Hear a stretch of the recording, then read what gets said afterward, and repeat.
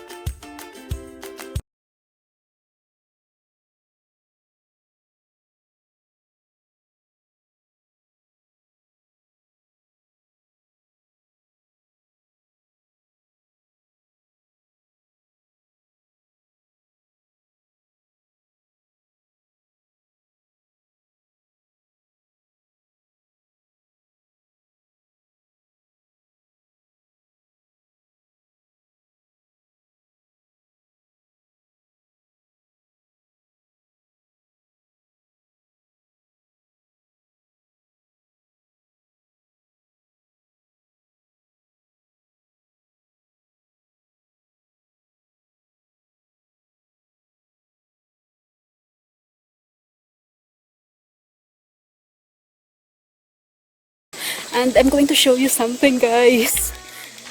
Diba guys, last time we went to Asian market. Look at this.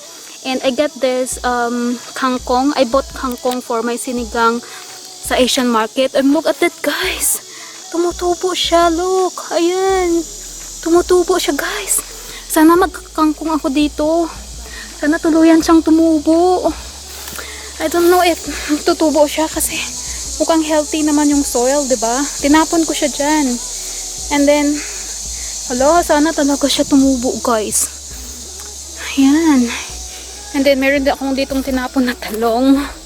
Sana tumubo din yan. Kaso parang tinutuka ng ibon eh. So, yan. Ito yung saan namin, guys. Yung parang sa side view ng house. Ayun o, may mga log dyan. Sayang wala kaming fire pit. Kung may fire pit lang sana kami, diba? Ang dami sana, oh. Kaso, summer naman today, hindi naman winter. Kasi before, guys, meron ano dyan, may puno dyan. Tapos, pinatay ng dating may-ari. And, ayun, inano nila. Ginawa nilang ganyan. Niliit-liit nila. Ano tawag doon? Pinutol-putol. So, pasok na tayo, guys, sa loob ng bahay. And, ano ba? Magpe-prepare ako ng lunch.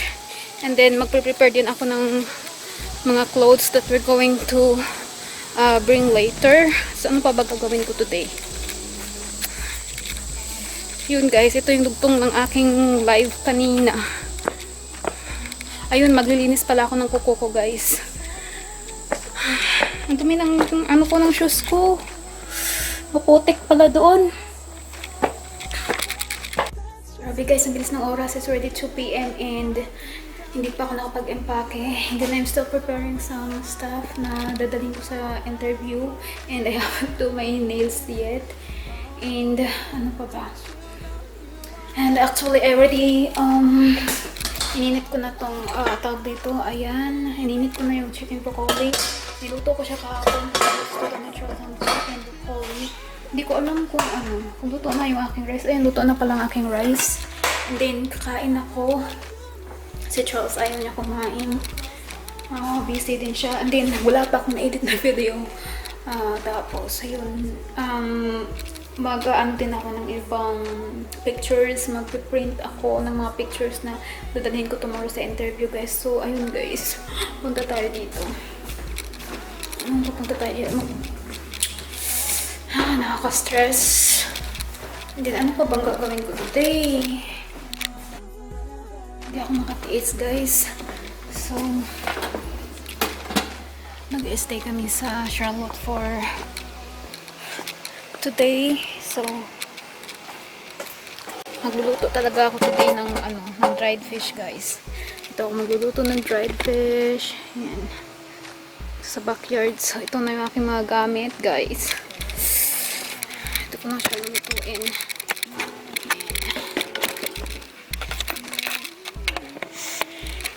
Ito siya magalaw. So, magluto tayo ng dry fish.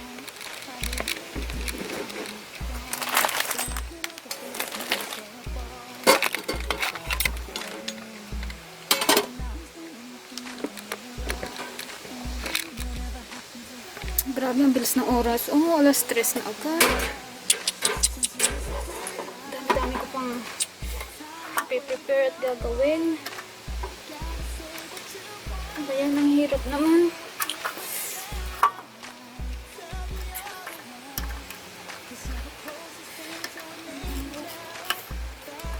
Ayoko nga siya nito. Ayun, siya na. Piprito lang ako guys ng tuyo. Hindi ko makakain ng tuyo. Ito lang kaligayahan ko, nasa stress ako. I need energy. Para sa interview ko tomorrow. Ang dami ko pang i-prepare. Nawala kasi sa isip ko yung interview ko guys. Tapos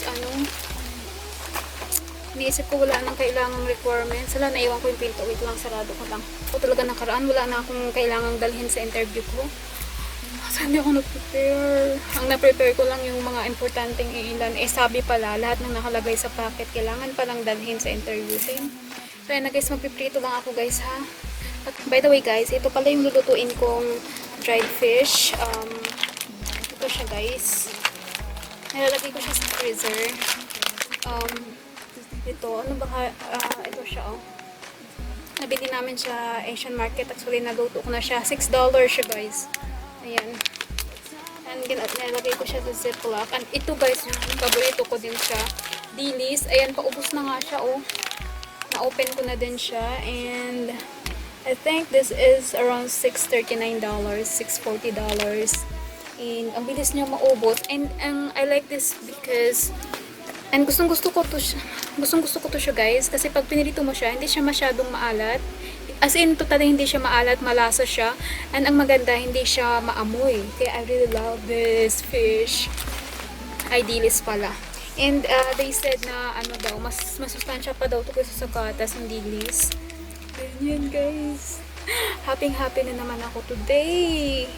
Energetic na naman ako. Ang dami kong gagawin kaya kailangan ko ng masarap na ulam today. Ayan, sarap-sarap. Tapos na ako guys tapos na ako magprito ng aking tuyo. Ito na siya guys. Ayan ang aking tuyo. And tuyo ang dilis. And guys, nangangamoy siya. Lagot ako kay Charles. So, naglagay ako nitong tawag dito. Wet paper towel. Tapos, nagsisindi ako ng kandila guys. Bigla na naman bababain mamaya. Maamoy na naman niya ang tuyo. Ito guys, yung aking kanin. Hataw sa kanin. And kuha ako ng tawal ko. Suka and mayroong kutsara dito. Then, pakita ko sa inyo ang aking tuyo ang dilis. And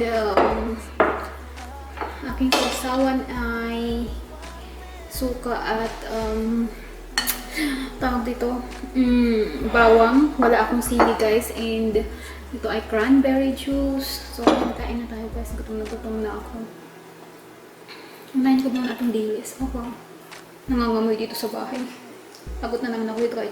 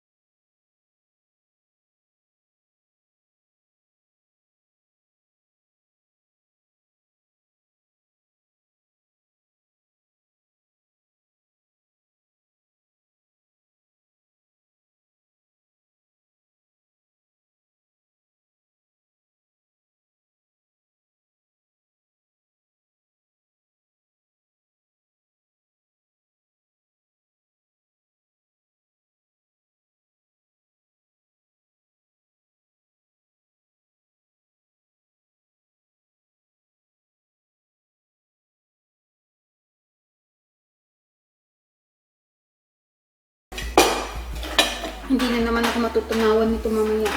Kumuha ulit ako ng bagong kanin, guys. Parang ngayon lang nakatikim ng tuyo eh. Sarap.